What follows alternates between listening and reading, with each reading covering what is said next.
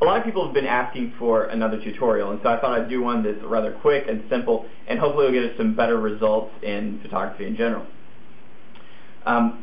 White balance is a concept that's really pretty difficult for a lot of people to understand. And what it basically comes down to is that different sources of light, whether incandescent or fluorescent or outdoor sunlight, all have different ratios of blue and red light, some of which we can see, some of which we can't see.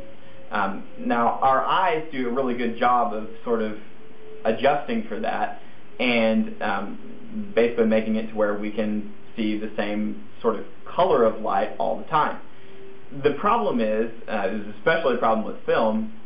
Film didn't do that at all, and digital can do that, but sometimes is confused when you have multiple light sources in a room or when the values are way outside of what you would normally expect.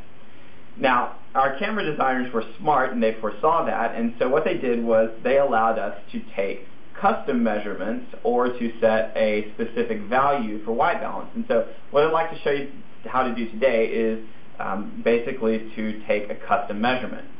Now, I'm in a room that you can't see all the light sources, but I have an incandescent lamp, I have 5 compact fluorescent bulbs, and I have a large window over there. So this is the perfect situation where white balance is going to screw up. So what I'm going to do is on auto white balance, I'm going to take a picture of this blue ugly chair that's sitting right beside me, and so I'm going to snap that. And the white balance is not really all that good. It's okay, but it's got some weirdness to it, as you can see on the screen. Now, what I'm going to do is I'm going to basically take a measurement of that general scene, and I'm going to use that measurement to take a second picture.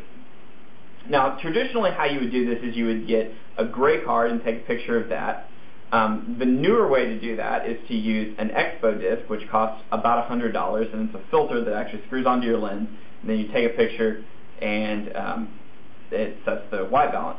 But I don't use this enough to actually go out and buy an expo disc. So what I've done is I've gone to my bathroom and I've acquired 2 standard square sheets of toilet paper, and I'm going to use these instead of an expo disc, and it actually turns out to work almost as well. So what you do is first we're going to take the white balance and we're going to move it to the preset setting. And I'm going to use the D300 to do this. The functionality is exactly the same on the D200, and I'm fairly certain it's almost exactly the same on the D80, except the white balance button is in a different place. So on the D300 and D200, the white balance button is right here, and I'm going to move 1 click to the left, and that's going to get me on the preset. Then I'm going to take my toilet paper and I'm going to set it on top of the lens. I'm going to just cover the lens with it.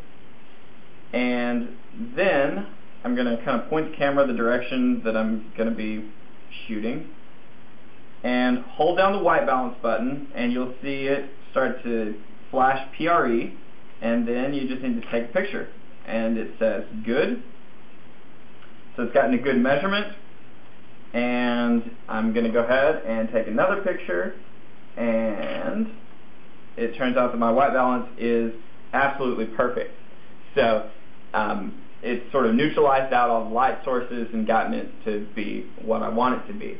Now, a lot of you are probably thinking, well, I shoot in RAW, and so it doesn't really matter what my white balance setting is. And that's true to some extent.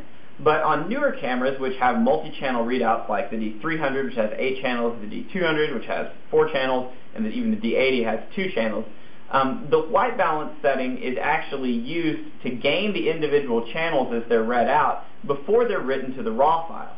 So in other words, if your white balance setting is very off and you start having to change it a lot, you can experience some noise problems in your images even though you're shooting in RAW.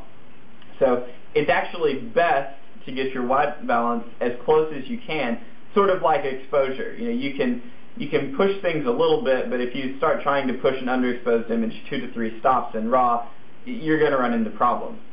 So at any rate, hopefully this has been somewhat useful, and we can all get a lot better white balance results without having to spend a fortune on an expo disc.